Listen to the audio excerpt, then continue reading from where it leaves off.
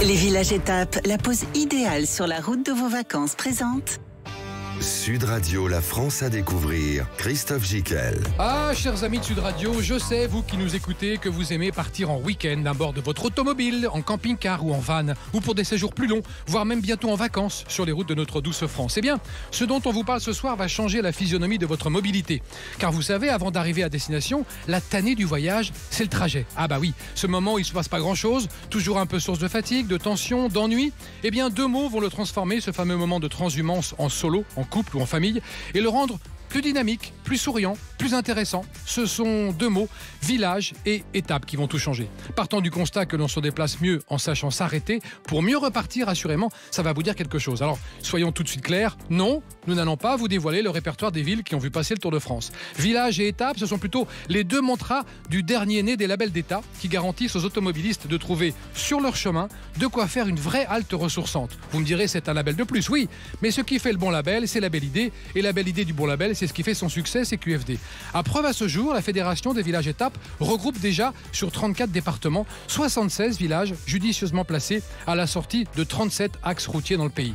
Ces authentiques oasis de repos villagesques, rigoureusement sélectionnés, sont devenus la clé d'une nouvelle façon de se déplacer aux quatre coins de l'Hexagone.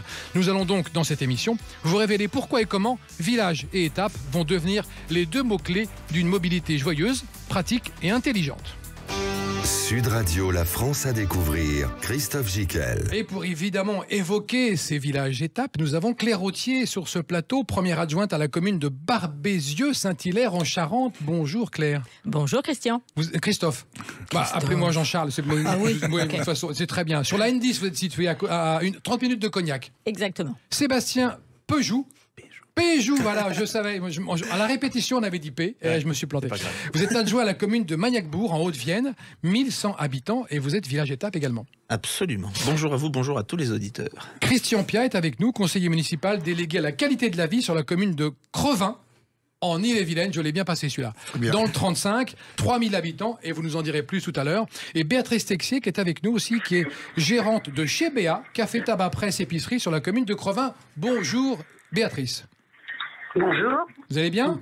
Très bien. Bon, vous allez nous apporter votre témoignage concret parce que vous êtes une commerçante et ça a un peu changé votre vie, ce label, et on va voir comment. Première question avec vous, Sébastien. Comment est né le village étape ? Quel est l'acte de naissance de ce nouveau label ? Alors le label, l'idée même est née en 1988-90 parce qu'au moment de la création de l'autoroute A20, où des villages allaient être complètement désertés finalement avec cette nouvelle autoroute, ils se sont retrouvés et ils se sont dit qu'est-ce qu'on pourrait faire ? On pourrait faire ce qui est devenu le label Village Étape en 1995, et les premières communes labellisées c'était en Limousin, d'abord Bessines-sur-Gartempe, puis Magnacbourg. Bessines-sur-Gartempe, absolument. Qui est toujours labellisé. Qui est toujours labellisé, oui, c'est au nord de Limoges, et Magnacbourg au sud de Limoges. Qui est toujours labellisé également depuis. Ça a été les deux premiers villages tests, et ensuite ça s'est égrené un peu partout en France, et ça continue de se développer partout en France. Aujourd'hui, 76 villages étapes sur 10 régions, 34 départements, on l'a dit tout à l'heure, 37 axes routiers sur les portions gratuites. Alors vous allez nous expliquer ce que c'est qu'un village étape. C'est quoi ? À quoi ça sert ? Comment on le reconnaît ? Où on le trouve ? Un village étape, il permet, lorsque vous êtes automobiliste, de vous arrêter dans ce village pour avoir tous les services. Vous allez avoir une pharmacie, vous allez avoir de quoi vous restaurer, de quoi faire le plein d'essence, bientôt quasiment dans tous les villages étapes aussi pour les voitures électriques.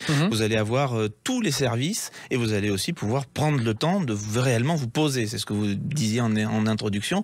Vous allez avoir forcément des aires pour les enfants, des aires de jeu, vous allez avoir des toilettes, vous allez avoir des tables de pique-nique, vous allez pouvoir véritablement faire une étape, souffler, rester dans nos villages 1 heure, 2 heures, 3 heures, une journée même des fois, puisque le coin finalement, quand on n'est pas pressé et qu'on est par exemple camping-cariste et qu'on a sa maison avec soi et qu'on n'est pas pressé, on reste un peu plus pour visiter aussi tout le territoire. C'est aussi une porte d'entrée sur les territoires des villages étapes. Et vous adorez les camping-caristes en plus ? Ah bien sûr que oui. Enfin, vous adorez tous ceux qui viennent dans nos villages étapes, on les adore. Mais oui, bien sûr, les camping-caristes, eux, ils sont évidemment les bienvenus dans nos villages. Claire Authier, première adjointe à la commune de Barbézieux-Saint-Hilaire. Saint-Hilaire en Charente, sur la N10, à 30 minutes de Cognac, 1 heure de Royan et de Bordeaux. Vous êtes quand même situé à un endroit où là, on ne peut pas vous louper. Une commune merveilleuse qui ne pouvait pas être autrement que Village Étape. Alors, comment ça s'est passé, votre adhésion à Village Étape? Ça fait combien de temps? Nous, on a été labellisés en 2015, donc aussitôt notre première élection donc, de 2014. On a pris le dossier à bras-le-corps. Puisque c'était une volonté de la commune, du maire? Tout à fait. Ça faisait partie de notre dynamique qu'on voulait mettre en place sur la revitalisation de Centrebourg. Oui, parce que c'est ça aussi l'enjeu. C'est donnant-donnant. C'est à la fois permettre aux automobilistes de se reposer, d'avoir une halte enrichissante, ressourçante, mais c'est aussi aux commerçants de dynamiser leur chiffre d'affaires et de revitaliser ce qu'on appelle les centres-bourgs. Exactement. Qui plongeaient un peu.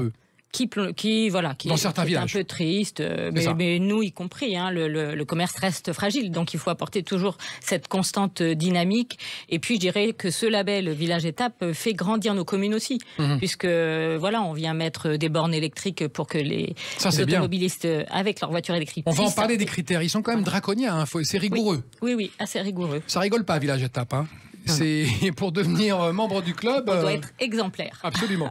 Et c'est l'exemple de Christian Piat qui est exemplaire, conseiller municipal à la qualité de vie à Crevin, en Île-et-Vilaine, dans le 35. Quelle belle commune. Racontez-nous, Crevin, ce que ça a changé quand vous êtes devenu Village Étape. D'abord, qu'est-ce que vous avez dû changer, transformer? Pour Crevin, pour changer, il y avait beaucoup de choses. C'est-à-dire que le point de départ, c'est qu'on était assez mécontent de le signalétique dans Crevin. La commune avait beaucoup grandi en quelques années. En 50 ans, la population a été multipliée par 5-6. Aujourd'hui, c'est 3000 habitants. 3000 habitants, oui. Et donc, la signalétique ne nous convenait pas. Et puis, notre maire, Daniel Gendreau, a eu un contact disant, mais essayez de tester Village Étape, ça vous permet de structurer peut-être votre commune davantage.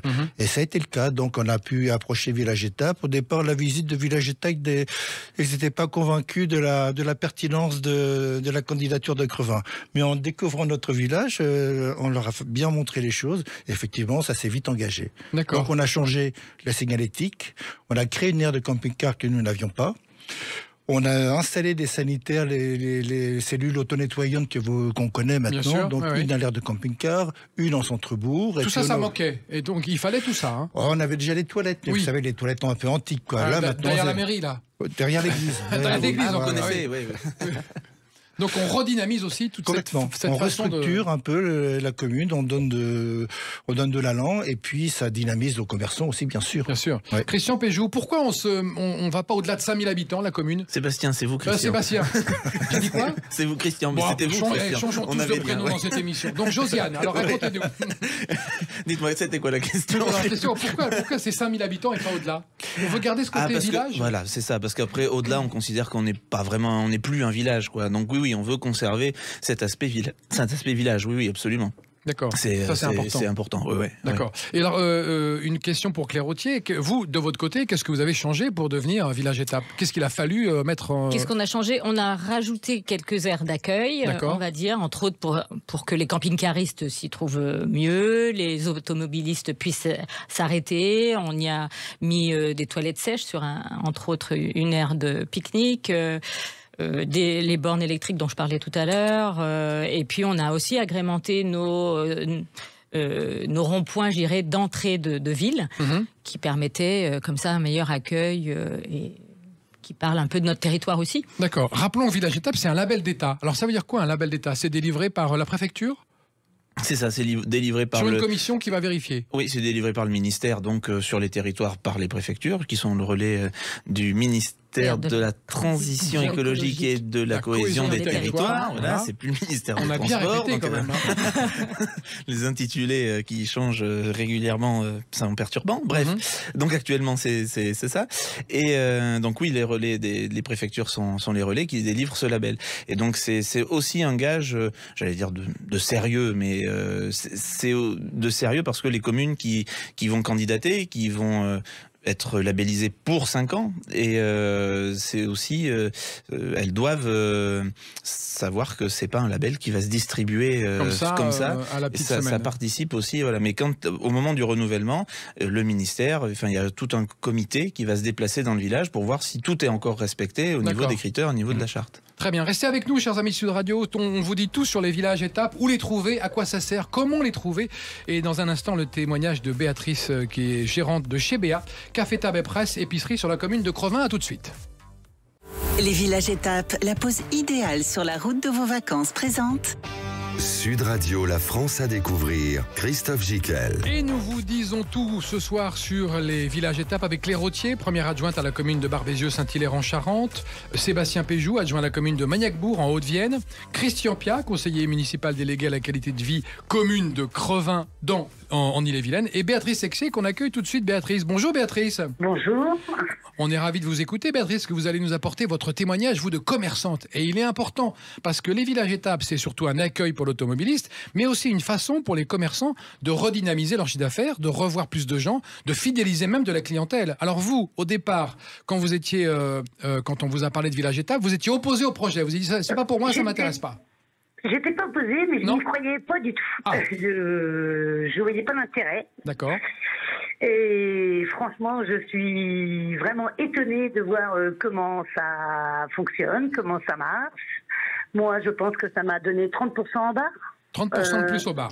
Au bar, oui. Agréable parce que les clients sont vraiment contents d'arriver chez nous. Oui. Ils reviennent, alors c'est vraiment sympa. Et franchement, ça nous a permis de faire une association commerçants. Où on s'est tous bien entendus, et ce qui était très agréable. Ça a donné que du bien pour la commune. Je suis super contente de l'avoir pris. Pourtant, j'étais pas des plus favoris. D'accord. Donc vous avez révisé votre jugement. Oui, carrément. Et là, vous avez 4 ans de label. Au départ, dans votre... Alors, vous avez quoi exactement? Un café, tabac, presse, épicerie, hein, c'est ça? Ouais. D'accord. Ouais, le Français des Jeux, PMU. D'accord, vous avez la totale. Ouais. Et vous aviez une station d'essence il y a 20 ans. Est-ce que vous avez retrouvé un peu le niveau de passage d'il y a 20 ans? Alors, j'ai retrouvé les Anglais qu'on n'avait plus. Oui. Qui s'arrêtaient à l'époque parce qu'ils arrivaient de Saint-Malo et ils arrivaient chez nous parce qu'ils passaient la ville pour avoir la station essence. Aujourd'hui, ils s'arrêtent pour faire la pause. Ils arrivent du bateau, ils arrivent chez nous. Les Anglais, on en a tous les jours. Du thé, du café au lait. Parce que c'est la pause. Après, ça vous oblige à se faire du thé. Bon, ça, c'est pas drôle, hein, je comprends, hein, c'est difficile. C'est pas trop compliqué, ça va. Du lait. Il faut du lait pour les Anglais. Le lait, c'est plus compliqué à trouver. Ouais. Non, mais c'était très agréable. Des clients qui viennent, qui ont du temps. En général, ils sont en plus du week-end. Il y a le week-end où c'est les gros week-ends parce que les vacances, les départs de vacances, tout ça. Mais c'est tous les jours. Les réunions de travail, à savoir, les gens regardent le village étape et ils savent qu'ils peuvent se rejoindre chez nous. Le matin, on a des équipes de 10 qui arrivent. Hier matin, on a eu une équipe de moto. C'est vrai qu'on n'y pense pas, mais les sociétés cherchent ça pour trouver un petit havre de paix, pour faire une petite réunion de séminaire le matin. Et ils se retrouvent, ils arrivent tous de droite à gauche. On est sur Bordacadouin, on est sur l'axe pour aller soit à Nantes ou... Et ils s'arrêtent, ils se retrouvent tous dans la salle à côté. Des fois ils sont 10, des fois ils sont 6. Et à n'importe quelle heure le matin. On sent bien que c'est des réunions, on voit bien que c'est du village étape. Oui. Non, c'est très agréable. On a de tout, en clientèle carrément différente. Alors c'est énorme, c'est très bien. Bon, vous êtes satisfaite et votre chiffre d'affaires a augmenté. Et voilà. Christian Péjou, comment on reconnaît un village étape? Où est-ce que Péjou? Sébastien. Toujours. J'y arriverai pas. Non, mais on pourtant, c'est marqué en gros. Hein, Sébastien Péjou. C'est pas grave. Comment on reconnaît un village étape? Il y a un panneau qui est situé où? Déjà, on reconnaît. Le panneau, c'est ce qui permet. Il est quelle couleur? Il est comme. Ça, oui, on peut pas changer la couleur. Il est ce que les directions interdépartementales des routes. Donc il est sur fond blanc. Voilà, c'est ça. Il est sur fond blanc. D'accord. Et par contre, il y a le logo. Enfin, il est reconnaissable. Il est reconnaissable. On en a un à 15 km avant le village, un à 1 km 5 à peu près, et un à 500 mètres. D'accord. Voilà. Il y a trois panneaux qui annoncent. C'est primordial. C'est la première chose qui fait que les visiteurs dans les villages étapes vont sortir, parce qu'ils voient le panneau, ils se disent il y a un village étape, donc on peut sortir, il y aura tous les services qui vont nous permettre de passer une pause plus ou moins longue mais agréable dans le village. Ouais. Il est situé sur les autoroutes non concédées. C'est ça. Ça veut dire quoi, une autoroute non concédée? Qui est gratuite. Gratuite. Voilà. Sur toutes les autoroutes gratuites de France, il y a le panneau. Il y a le panneau là où il y a quand il y a un village étape. Oui, voilà, c'est ça. Il y a 76 villages étapes. Est-ce qu'il y a des trous dans la raquette? Oui, il y a des départements où pour le moment on n'en a pas encore, mais ça se développe. développe, ça continue de se développer. L'objectif est de 80 villages labellisés en 2025, qui sera plus qu'atteint, hein, j'en suis certain.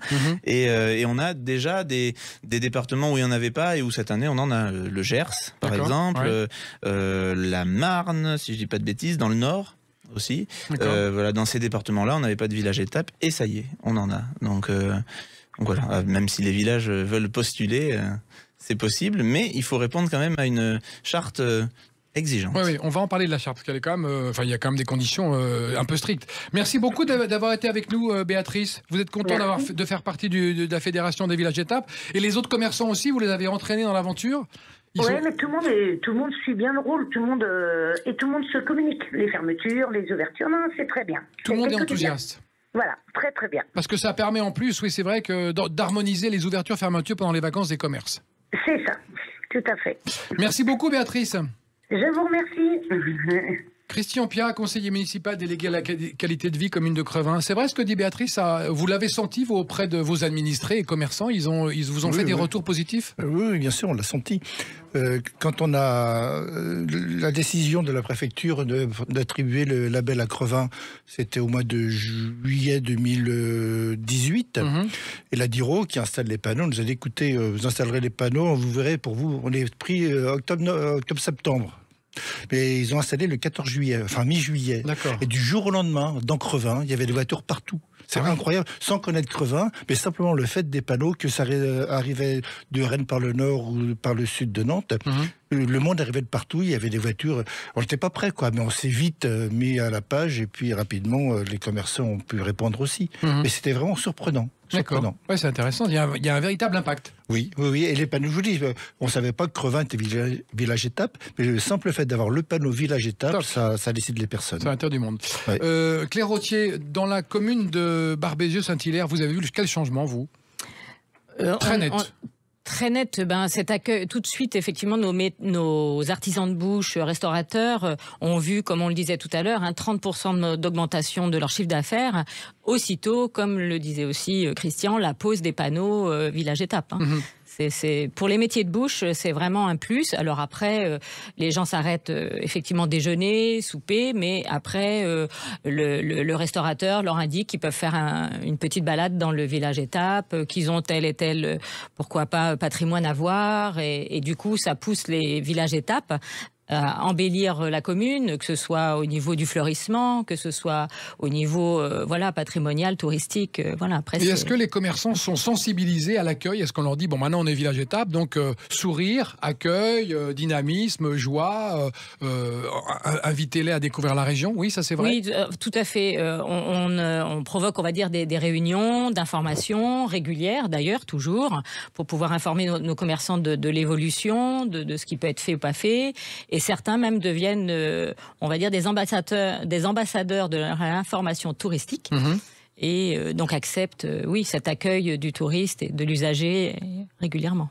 Alors Sébastien Péjou, Seb, je me rappelle maintenant. Voilà, c'est plus simple, Seb. On y va sur Seb. On parlait tout à l'heure des bornes électriques. Est-ce que ça fait partie des choses qu'on va exiger des communes qu'elles mettent à la disposition des automobilistes? Pour le moment, c'est pas le cas. C'est pas le cas. Pour le moment, c'est pas le cas. Mais est-ce que c'est trop tôt? C'est juste que non, on n'a pas encore décidé de l'ajouter comme critère obligatoire dans la charte. Mais quand on fait un sondage à main levée au moment des rencontres nationales où quasiment tous les villages sont représentés, quand à main levée on demande dans quel village il n'y a pas de borne de recharge pour véhicules électriques, il n'y a pas beaucoup de mains qui se lèvent. Donc dans la plupart des villages, maintenant, il y a dans la plupart des villages, il y a une borne maintenant, minimum une borne de recharge. Et pour chaque village qui demande à devenir village étape, il y a un investissement minimum à faire, il y a des critères très, très précis, donc il y a quand même un... Si la commune respecte d'emblée la charte, il n'y a pas tous les critères, il n'y a pas de problème. S'il y a besoin, parce que l'hôtel n'est pas encore repris, il va peut-être falloir que la mairie, les élus se bougent peut-être pour essayer de faire reprendre cet hôtel. Si il y a des préenseignes, dès qu'on arrive dans le village, il y a des préenseignes de tous les côtés, va peut-être falloir... Ce qu'on appelle les préenseignes, c'est des gros panneaux de pub. Voilà, les gros panneaux de pub. Ça, il faut les enlever. Il faut réduire. Voilà, c'est ça. Ou harmoniser. Il va y avoir quand même du travail. S'il n'y a pas d'aire de jeu, va falloir que... D'accord. Il va falloir en faire. Ça veut dire qu'aujourd'hui, je suis automobiliste avec mes enfants, je trouve une aire de jeu dans chaque village étape. Ah oui, de France. Ah oui. On est 76. Dans tous les villages labellisés, aucun problème. Et je trouve un boulanger d'ouvert pour mon sandwich. Aucun problème. D'accord. Et des toilettes. Et des toilettes. On est sûr. Ouais, certain. Bon, très bien. Et le fleurissement de la ville aussi, c'est agréable. Oui, normalement c'est agréable, sauf quand il y a une grosse sécheresse et qu'on n'a pas anticipé de remplir les cuves d'eau qu'on peut pas arroser ou ça devient sec. Mais sinon, oui, normalement c'est agréable un village étape. C'est confortable parce qu'on peut trouver tous les services dont on peut avoir besoin et c'est agréable parce qu'on va passer un moment sympa dans un cadre sympa. Et donc les critères, il y en a combien? Une quarantaine, trentaine, vingtaine pour les... Exactement combien il y a de critères? Une vingtaine. Oui, il y a bien une vingtaine. Hein, je sais pas. Oui, une vingtaine, je dirais. Minimum. D'accord. Et quand on est village étape, est-ce qu'on risque de perdre ce label? Ah oui, on peut perdre ce label. Il est délivré pour 5 ans? Il est délivré pour 5 ans. Au bout de 5 ans, il y a un renouvellement. Donc la commune doit demander le renouvellement. Et ensuite, il y a un comité d'experts. Il va y avoir des gens qui vont venir dans la commune pour voir si tout va bien, comment la commune évolue. Et il peut ne pas être renouvelé si un des critères obligatoires n'est plus tenu. Par exemple, dans beaucoup de villages, ça peut être le problème de l'hébergement. Oui, donc il n'y a plus d'hôtel, ça va être compliqué pour le renouvellement du label. Mais il y a d'autres critères. Mais oui, on peut perdre le label village étape. Ça, et d'ailleurs, c'est jamais arrivé, mais cette année... Il pourrait se dire qu'un label, enfin un village étape, on dira pas lequel, pourrait le perdre. C'est ça. Bon, et on espère qu'il va le gagner, qu'il va le regagner, parce que c'est un peu le but. Oui. Christian Piat, à la commune de Crevin, vous êtes situé idéalement entre, on l'a vu avec Béatrice, Saint-Malo, Normandie, Vendée, Nantes, donc beaucoup de passages. Oui. Est-ce que les étrangers sont sensibles à ça? Les étrangers passent beaucoup. Hein, Elle l'a dit, Béatrice, les Anglais, ils ont les repéré. Anglais, mais pas que. On a aussi des Hollandais, des Belges, des Espagnols qui remontent. Il faut voir que cet axe routier, c'est la route des estuaires qui descend directement depuis les Pays-Bas, la Belgique, le Havre, et qui descend Bordeaux, l'Espagne. Voilà, c'est cet axe-là. Donc, effectivement, il y a beaucoup de passages d'étrangers.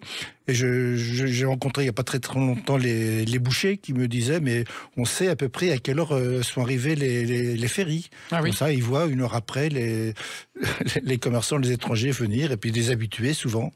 D'accord. On a des gens aussi, on en a repéré, la pizzeria en a repéré, des Vendéens qui vont souvent en Normandie, ils font la pause à l'aller et au retour. D'accord. En camping-car. Donc on peut parler d'une reconnaissance et d'une visibilité et d'une fidélisation. Oh, oui, bien sûr, fidélisation aussi, oui, tout à fait. D'accord. Tout à fait. Bon, très bien. On va continuer à parler des villages étapes, parce qu'il y en a quand même 76, hein, c'est ça?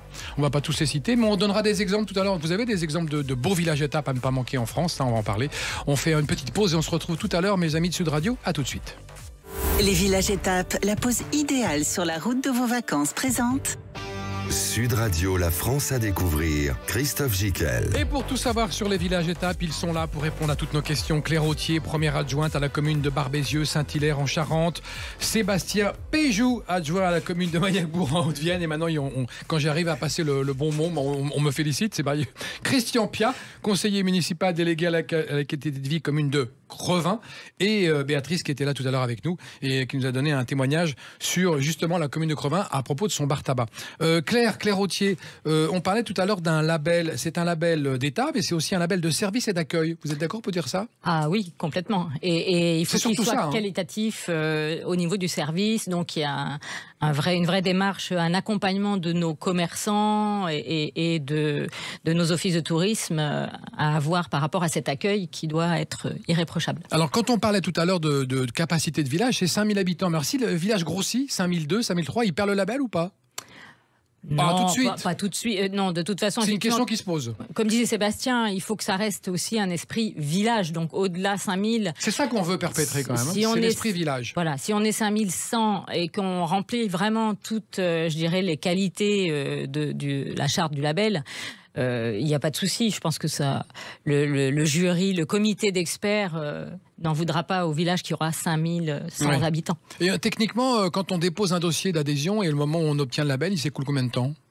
1 an. 1 an? Oui. Ah oui, c'est long quand même. Oui, la démarche est longue. Oui, parce qu'il y a une vraie démarche auprès de nos commerçants. Oui. De tout, on va dire. Il faut qu'ils adhèrent, il faut qu'ils soient d'accord. Oui. Mais l'adhésion est quand même gratuite, donc pour eux, c'est un investissement, je dirais, dans leur commerce, de visibilité. et d'accueil, mais voilà, le fait que ce soit aussi gratuit, cet accompagnement, on leur apporte un plus en chiffre d'affaires et c'est pas payant pour eux. Non, ça ils en sont conscients de ça. Il y a un nouveau cahier des charges ou pas ? Il y a des choses qui pourraient évoluer, effectivement, comme on disait tout à l'heure, peut-être intégrer les bornes de recharge électrique, et puis d'autres choses, il faut continuer d'évoluer, je dirais, avec le temps. Alors vous savez que à Sud Radio, on a fait des émissions souvent avec les camping-caristes et la Fédération française des camping-cars, et souvent les communes, d'autres communes, certaines, pas vous je sais, se plaignent que les camping-caristes, bon, c'est des gens qu'il faut toujours loger, qu'il faut toujours trouver un emplacement, des problèmes de pollution, d'eau grise. Alors vous êtes plutôt des fans des camping-caristes, on peut le dire. Ils sont vraiment les bienvenus dans nos villages-étapes. On leur réserve des aires vraiment dédiées à proximité de nos cœurs de ville. D'accord. Et il a même été conçu par rapport à la communication des villages-étapes, un guide spécifique camping-car. D'accord. Il y a eu les rencontres nationales à Barbézieux. Oui. Qu'est-ce qu'elles ont apporté 2021, ces rencontres nationales ? Presque 200 personnes pendant presque une semaine. Ouais. Donc un vrai levier économique. Et puis c'est toujours ces rencontres nationales, c'est toujours un partage d'expériences. On va dire c'est notre famille Village Étape qui se retrouve. Donc c'est la vie du réseau. Et puis voilà des conférences qui ont un vrai lien avec la dynamique du commerce de proximité, des revitalisations de centre-bourg. Et l'attractivité de nos territoires ruraux, parce qu'on est quand même des territoires ruraux. Il faut le préciser, on est quand même dans la ruralité, dans le terroir français, et qu'on redécouvre du coup. Sauf à Magnacbourg, où il y a quand même 40 commerces. Quelle est cette histoire ? Un petit village de 1100 habitants, il y a 40 commerces. Donc la revitalisation du centre-bourg, c'était pas le sujet. Alors 1135, pour être exact. C'est peut-être ça. Ça va mieux. C'est peut-être ça, du coup, la différence. traditionnellement, Magnac, oui, ça a été étonnamment toujours très commerçant. Ouais. Ça a été, d'ailleurs, Magnac tire un peu sa richesse. C'est tout petit, on est 15 km². On est tout petit. C'est vraiment qu'un bourg, finalement, Magnacbourg. Et ça a toujours été très commerçant. Il y a eu toujours beaucoup de commerce et on tirait la richesse de son commerce.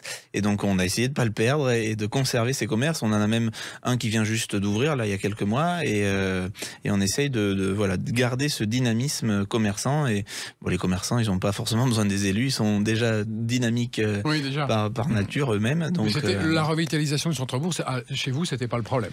Non, mais enfin, ça l'est toujours un peu parce qu'il faut toujours, il y a toujours des services dont il y aurait besoin. Vous êtes sur quel axe de passage vous, sur l'A20, sur l'autoroute A20. Où les gens donc nous c'est du coup l'axe A20 Paris-Toulouse quoi. C'est Paris-Toulouse, c'est ça. Mais on a beaucoup de Bretons qui vont, qui s'égarent, qui font un petit crochet pour aller dans le sud. Ouais. Et on a beaucoup de Bretons on les a en début d'été quand ils descendent dans le sud et puis on les a au retour.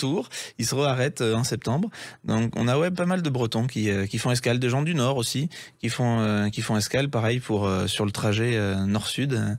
Voilà. Et on parlait des commerçants, la fédération les sensibilise aussi au fait qu'il faut qu'ils s'harmonisent pour l'été, pour que ce soit toujours ouvert, qu'il y ait toujours. Ça c'est bien. Ça nécessite des réunions d'information et en général les commerçants sont plutôt à l'écoute de ça.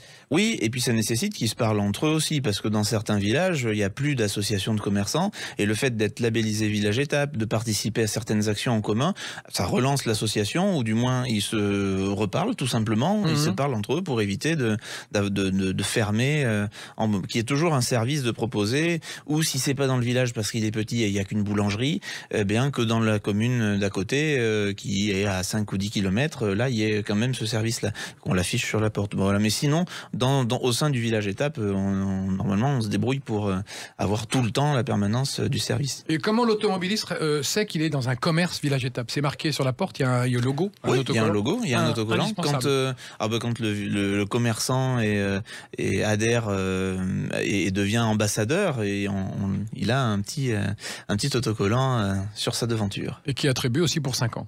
Ah oui, pour 5 ans aussi. D'accord. Et si toutefois la commune perd le label, le commerçant doit retirer aussi l'autocollant. D'accord.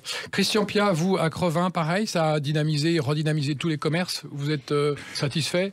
Oui, tous les commerces ont été dynamisés. Enfin, ça consolide, disons, leur fonctionnement. Oui. Les commerçants, là, ils vivent avec les locaux, et ça consolide. Village Étape apporte aussi par les camping-caristes, parce que notre aire de camping-caristes est gratuite. Et pour avoir de l'eau, pour avoir 60 litres d'eau, ils vont chercher un jeton chez les commerçants. Donc voilà, tous les commerçants ont des jetons et donc ça incite les personnes, les autocaristes de passage, à aller chez un commerçant chercher son jeton pour faire le plein de camping-car. Ça, je savais pas ça. Donc c'est gratuit. Ça nous coûte plus cher en jetons qu'en eau finalement. Mais... C'est des petits trucs et astuces. Oui. Et pour les motards aussi. Pour les motards aussi, bien sûr. Pour les motards ou même les gens... Oui, s'ils veulent de l'eau, les gens de passage... Non, c'est pas le cas. Les camping-caristes utilisent vraiment ce système. D'accord. Alors, tout le monde connaît maintenant Village Étape après avoir écouté cette émission, mais au départ, il y avait un petit déficit de notoriété. Comment vous l'expliquez, ça? Village Étape, on ne le connaissait pas beaucoup, ce label. Alors parce qu'il est jeune d'abord, il a une petite dizaine d'années, sans doute. Il n'est pas partout, on le trouve que sur certains axes routiers. Comment vous allez le développer encore plus? Déjà par votre émission. Sud Radio, Sud Radio dans votre émission. C'est déjà pas mal. On a aussi récemment un partenariat avec le Guide du Routard. Il y a une nouvelle édition là, qui est sortie cette année. Qui est sortie maintenant là la réédition, c'est cette année là. Voilà. D'accord. On a des campagnes avec Waze par exemple aussi sur. Vous êtes sur Waze? On est sur Waze. Donc si on tape Village Étape sur Waze. Sur la période, c'est limité à la période estivale. D'accord. Donc on est sur Waze et voilà, et petit à petit, le réseau continue de se structurer, de se développer. Il y a une équipe de salariés aussi. Elles ont beaucoup de travail et plus plus la fédération grossit en accueillant des villages, plus la charge de travail augmente. Et donc, il faut du temps aussi pour qu'on se structure et qu'on se développe solidement et qu'on fasse pas n'importe comment. Donc, parfois, il y a peut-être certains villages qui toquent à la porte et qui voudraient être labellisés et qui vont être sur un peu liste d'attente parce qu'il nous faut le temps de consolider pas à pas le label, si on veut qu'on continue de garder cette exigence, ce souci de qualité pour les gens qui viennent dans nos villages. Il faut qu'on prenne notre temps pour se développer. Le but, c'est pas d'aller tout de suite très vite tout le temps. Non. C'est de consolider et de proposer les villages qui sont labellisés. Il faut qu'on puisse garantir que nos visiteurs aient tout ce qu'il faut dans les villages qui viennent. Il y a cette exigence-là qui est prioritaire sur le développement à tout va du label. D'accord. Et il est vrai aussi, Claire-Autier, qu'il y a une espèce de fierté aussi d'appartenir au label quand même, parce que justement c'est assez rare, hein, 76 communes sur les 36 000 de France, c'est pas... Oui, puis c'est vrai, je le dis, je le répète, mais c'est aussi une grande famille, et puis cet échange d'expérience est riche pour nous, communes, que ce soit pour... Donc les anciennes communes peuvent partager leur expérience avec les nouvelles, et puis, quand on est nouvellement élu, on est content aussi de pouvoir avoir les compétences des uns, les échecs, c'est vrai, ça peut arriver, des autres, bien sûr. Ouais. Et les communes vous demandent des conseils régulièrement, un accompagnement comme ça tout au long de leur... Une fois qu'ils ont eu le label, il n'y a pas de rupture avec la Fédé, on est toujours en contact. On a tous les ans, on a une réunion de zone, ça s'appelle, où là, justement, on présente, donc l'équipe de la fédération présente, on va dire, les activités qui se sont déroulées, mais qui vont se dérouler l'année de la réunion de zone. Et après, il y a un partage d'expérience. La commune qui accueille la réunion de zone fait voir son évolution, je dirais, depuis sa labellisation ou son renouvellement. Et après, il y a un échange questions-réponses sur ce qu'on peut faire, pas faire... les difficultés rencontrées par les uns les autres. Moi, j'ai très content d'apprendre que vous réduisiez les panneaux publicitaires parce qu'il y a des entrées de ville et c'est une catastrophe. Est-ce que ça coince parfois quand vous demandez ça, Christian? Oui, bien sûr que ça coince. Hein, bien sûr. Ça va pas être facile pour les commerces. C'est un revenu complémentaire pour certaines personnes. Hein, c'est ça. Donc ça coince. Alors comment on gère ça? C'est très difficile, très difficile. On essaie de faire prendre la décision par les autres.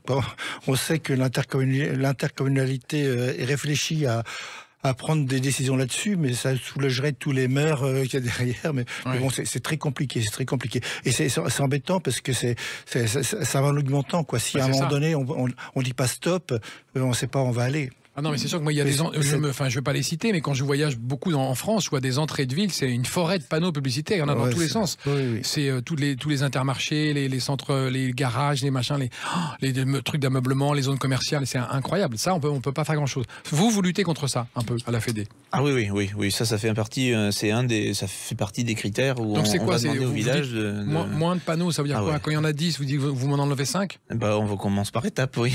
Vous m'en enlevez un ou deux? C'est le village étape, donc on y va par étapes. On essaye de baisser. C'est ça. Voilà. Mais en plus, des fois, il y a des préenseignes de magasins qui sont fermés. Donc déjà, tout simplement, de faire du tri dans des trucs qui n'existent plus. Donc déjà, on va déjà commencer par ça. Et voilà, et petit à petit, essayer de réduire ou pourquoi pas pas faire un totem où ils vont être tous à l'intérieur, qu'il n'y a qu'un endroit où il va y avoir mais essayer de trouver une solution pour limiter cette pollution visuelle quand on arrive dans le village. Ouais. Et alors, sur le déficit de notoriété, je voulais juste ajouter que peut-être en France, mais au Québec, par contre, je suis navré, mais au Québec, on a la Fédération française des villages étapes a quand même bien séduit le Québec, puisqu'on a les villages relais du Québec. Donc voilà. Non mais j'ai l'impression que ce label, il est vachement, il est prisé beaucoup, il résonne chez les étrangers. Nous en France, on se dit bon, village étape, mais les étrangers, tout de suite, ils comprennent. Village et étape, c'est quand même bien simple. Pour s'arrêter, se ressourcer, c'est l'idéal. Nous en France, on a encore un petit peu de mal avec ces deux mots, mais on va y venir, on y travaille. Absolument, et merci d'y participer. On se retrouve dans un instant, chers amis de Sud Radio, pour terminer cette émission avec la Fédération française des villages étapes dans la France à découvrir. À tout de suite. Les villages étapes, la pause idéale sur la route de vos vacances présente Sud Radio, la France à découvrir. Christophe Gicquel. Claire Autier est là avec nous, première adjointe à la commune de Barbézieux-Saint-Hilaire en Charente. Sébastien Péjou, adjoint à la commune de Magnac-Bourg en Haute-Vienne. Christian Piat, conseiller municipal délégué à la qualité de la vie, commune de Crevin, en Ille-et-Vilaine. Un Breton, en fait, un Limousin. Charentaise. Et une Charentaise qui sont là pour nous parler des villages étapes. Mais on va parler d'autres villages étapes parce qu'il y a des nouveaux qui viennent d'arriver dans le label et qu'on va découvrir ensemble. Alors, quelle région vous avez favorisé cette année ? Les Hautes-Alpes. Oui, il y a eu un peu tout comme région d'ailleurs. Ouais. Un peu partout. Hein. Alors Hautes-Alpes, vas-y. Georges et Argentières, qui sont des très beaux villages étapes, avec un patrimoine alpin magnifique. Là, pour le coup, 100% humain, le bien vivre, parce voilà, qu'en plus, toutes les définitions. En plus, il y en a qui sont un peu plus favorisés par le paysage. Dans les Hautes-Alpes, on a la vue. C'est ça. C'est pas mal. À Barbezieux, on a le patrimoine. À Crevin, on a moins de vues à Crevin. Moi aussi, il y a des vues. Ah oui. Nous sommes dans le pays des vallons de Vilaine, donc c'est très vallonné et nous sommes sur une butte, donc on a des vues tout le tour. Ah, bravo, il défend bien sa commune, hein. Bravo. Donc vous m'avez dit dans les Hautes-Alpes ? Dans les Hautes-Alpes, Chorges et Argentières. Chorges et Argentières, qui sont les nouveaux arrivés. Chorges, d'accord. Dans le Gers aussi, premier village qui est labellisé dans le Gers, Vic-Fezensac. Alors là, je sais pas au niveau du paysage, mais en tout cas de la gastronomie, il n'y a pas trop de problème. Ouais. Ah, c'est vrai. Ah bah oui. La gastronomie n'est pas prise en compte dans les critères chez vous, hein ? Non, mais ça compte quand même. Ça compte. Enfin oui, sur les produits locaux, la valorisation. Bah ça participe aussi au bien vivre. Oui, le bien vivre et la valorisation du petit patrimoine qu'on peut avoir aussi dans nos villages étapes, et ça compte. Ça passe aussi par les saveurs locales, les produits locaux. Quelqu'un qui va faire étape dans un de nos villages, il va peut-être être content de manger la spécialité du village ou du coin. Bien sûr, bien sûr. Et comment ça se passe ? J'avais une question technique, parce que moi je suis dans le Maine-et-Loire, souvent il y a nos communes se regroupent entre elles. Donc est-ce que ça arrive que des villages étapes, à un moment donné, il y a un changement de nom, regroupement de communes, comment on gère tout ça ? C'est compliqué là. Bonne question. Il y aura toujours une commune centre, en fait. C'est la commune. Il y a comme une commune désignée. Qui va être désignée, effectivement, pour être village étape, parce qu'il faut rester village étape avec moins de 5000 habitants. C'est ça. Donc, les autres pourront, on va dire, être en partenariat, accompagner le village étape. Être présent s'il y a ou réunion de zone ou réunion rencontre nationale, je cherchais, pour pouvoir accompagner dans le déroulé de toutes ces rencontres. Ça, c'est bien qu'on reste fidèle à cette notion d'un seul village étape, parce qu'il y a beaucoup de regroupements, d'intercommunalité. Maintenant, il y a des trucs, on se demande comment ça se fait que... Mais on garde des communes centres, en fait. C'est ça. Donc ça, les communes centres, c'est bien. C'est une bonne chose. Donc on parlait des nouveaux arrivants. On parlait... Berck dans le Nord, Berck qu'on connaît par le film Bienvenue chez les Ch'tis. Oui, absolument. Donc, et ça y est, c'est village étape. C'est village étape. Donc on s'y arrête et on a tout ce qu'il faut. Oui. Le sandwich, la boulangerie ouverte entre midi et 2, l'aire de jeu, l'endroit pour s'arrêter et faire pipi. Alors, question que les automobilistes vont pas manquer de nous poser. Qu'est-ce qui différencie une village étape d'une aire d'autoroute ou l'accueil de proximité. Oui, le cadre, l'accueil de proximité. Je suis désolé, mais le prix. Oui, c'est vrai. Aussi, ça va compter un peu. Oui. Et puis l'accueil... les services. Les services, il n'y a pas forcément tous les services sur les aires de service. Mais puis le cadre, vous n'allez pas être... parqué dans un... Non. Voilà, sur un parking. Bon, on n'est pas forcément en concurrence avec les... Compétition. En compétition, on n'est pas du tout en compétition. Mais le village étape, c'est mieux. On n'est pas contre, voilà. Mais voilà. On n'est pas contre, mais c'est mieux. C'est ça. Non, on n'est pas en concurrence, on n'est pas contre. Mais c'est autre chose, quoi. C'est autre chose. Quand on fait une pause dans un village étape, c'est pas le... C'est pas la même chose. Et rappelons la deuxième critique que les automobilistes vont faire aussi, c'est oui, d'accord, mais il faut sortir, faire des kilomètres, donc ça nous fait tomber la moyenne horaire, ça nous fait tomber. Faut pas faire. Non, justement, dans la charte, il faut être à moins de 5 km de la sortie, donc ça va. Ça, c'est un critère important. Oui. Ah oui. Ah bah oui, parce que sinon ça a plus d'intérêt. C'est vrai que s'il faut faire 30 minutes pour ça ne sert plus à rien. Ouais. Donc ouais, ça c'est un critère majeur. D'abord que c'est un village, mais surtout situé à 5 km d'une heure d'autoroute. Ouais. Donc forcément d'un grand axe. D'un grand axe. Donc forcément ça fait un petit détour, mais c'est pas énorme. Non. Ça fait quoi, 5 minutes Oui, c'est ça, c'est 5 Le minutes. danger par contre, c'est de s'arrêter longtemps. Parce qu'on est tellement bien dans un village étape qu'on se dit bon bah voilà, on reprendra la route. Mais c'est pas un danger, vous pouvez rester. Généralement, il y a de l'hébergement, il y a un camping, il y a tout pour rester et puis pour profiter du village et profiter du territoire aussi. C'est les villages étapes. Enfin, on parlait des communautés de communes. Il faut qu'elles aient conscience aussi que c'est une porte d'entrée sur leur territoire.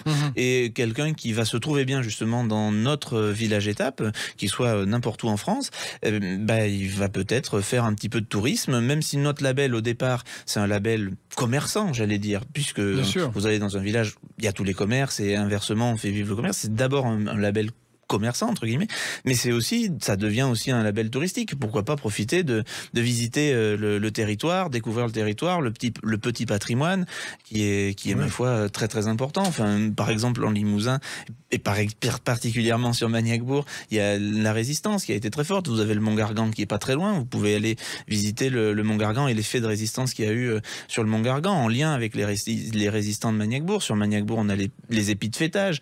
C'est très particulier. C'est quoi les aussi. épis de fêtage? C'est normalement ce que vous mettez au sommet de la toiture. Et donc là, c'est spécifique puisqu'on a le petit oiseau. Il y a tout un tas de symboliques avec l'oiseau. L'oiseau doit pas regarder vers la maison, mais vers l'extérieur. Enfin bon, tout un tas de... Enfin, on refera une émission sur les épis de fêtage. D'une heure au moins. Minimum. Enfin voilà, je veux dire, chaque village va avoir des petites particularités. Et au-delà, sur son territoire, il va y avoir de très très belles choses à découvrir dans tous les villages étapes et dans tout leur territoire. Alors Barbezieux-Saint-Hilaire, quelle est la particularité pour les auditeurs qui nous écoutent? Le dessert. La particularité, nous avons un magnifique château. C'est vrai. Nous sommes au cœur il est où, ce château? du territoire. Sur la ville? Ah oui, il est à proximité de notre cœur de ville. D'accord. Quoi, c'est un château 17e, 18e 11e. 11e siècle. Oui. Donc château fort, médiéval. Voilà, c'est ça. Et au cœur aussi... Qui se visite, et au cœur aussi de la région Cognac, du territoire Cognac. Donc ça parlera à tout le monde. Pourquoi tu me regardes? Non, mais on parle juste du côté touristique. C'est ça. Bien sûr. Donc, effectivement, nous avons aussi une particularité gastronomique. La poule de Barbezieux. Non, c'est pas ça que je pensais, moi. Qu'est-ce que c'est que cette histoire de poule de Barbezieux? Il faut protéger notre patrimoine des gallinacés. D'accord. Donc, cette poule concourt, même au niveau international. C'est une poule rare. C'est une poule rare qui est, mais un peu, quelques mois avant d'être dans votre assiette, et de préférence mijotée, puisqu'elle a une belle chair blanche dont les chefs s'emparent. D'accord. Voilà. La poule de Barbezieux. La poule de Barbezieux. C'est une poule noire avec une belle crête rouge. Ah d'accord, très bien. Et elle a une chair particulière. Elle a une chair très blanche. Très blanche, voilà. et savoureuse. Et qui se mijote pour être bien tendre. Donc pas au four la poule, hein? Non. Ou à cuisson très lente. Douce. Ouais, je comprends. Très douce. Alors vous parlez d'une autre, il vous taquinait sur une autre... elle n'a pas envie d'en parler. Non. Ça, c'est un très bon dessert. C'est un très bon dessert qui s'appelle la pine de Barbezieux. C'est de la pâte à choux. Voilà. C'est pour ça qu'on ne voulait pas en parler. Très bien. Mais je comprends, hein, parce qu'en même temps, il est très bon. Voilà. Oui. Et voilà, il faut que ça reste exceptionnel. On va avoir goûté de la pine de Claire, c'est vraiment fameux. D'autres choses, non, à part les poules et le château à Barbezieux? Le cognac, le pinot, voilà. Possibilité de prendre un vélo, de faire un petit tour. Possibilité de prendre un vélo électrique de préférence, parce que c'est un petit peu vallonné chez nous. Un petit peu. On n'est pas comme dans les Hautes-Alpes.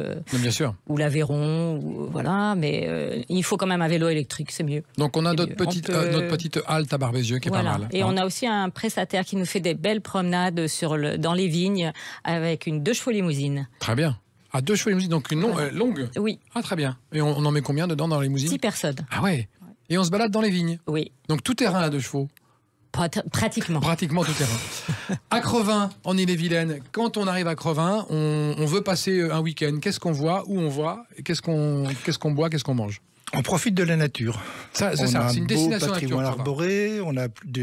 La commune est marquée par la présence de beaucoup de pièces d'eau, des mares, des étangs, et puis beaucoup d'arbres.